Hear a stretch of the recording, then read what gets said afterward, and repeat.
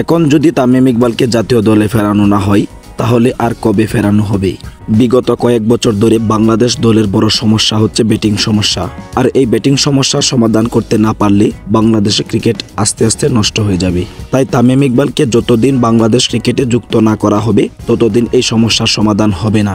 কেননা বাংলাদেশের সেরা ওপেনার তামিম ইকবাল, তার বিকল্প হিসেবে কাউকে কল্পনা করা যায় না।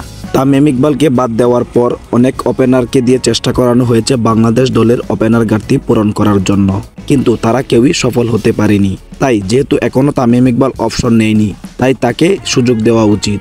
আর তামিম ইকবালকে জাতীয় দলে ফেরানোর উপযুক্ত সময় হচ্ছে এখন, কেননা এ সময় বাংলাদেশ দলের হেড কোচ হাতুড়ি সিং এর ম্যাচ শেষ হচ্ছে।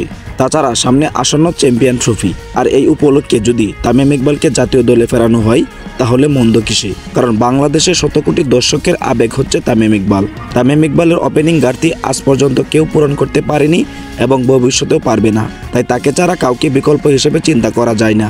যেহেতু তামিম ইকবালের ফিটনেস এখনো ঠিক আছে এবং জাতীয় দলে খেলার মতো পারফেক্ট, তাই তাকে সুযোগ দেওয়াটাই উচিত।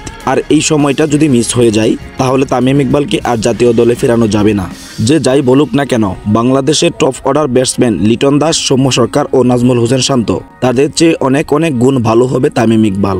কারণ তামিম ইকবালের যে অভিজ্ঞতা আছে তা বাংলাদেশের আর কোনো ব্যাটারের নেই। সুপ্রিয় দর্শক, আপনারা কে কে চান তামিম ইকবালকে জাতীয় দলে সুযোগ দেওয়া হোক এবং বাংলাদেশের ওপেনার ঘাটতি পূরণ করা হোক? তারা অবশ্যই কমেন্ট বক্সে আপনাদের মতামত জানিয়ে যাবেন।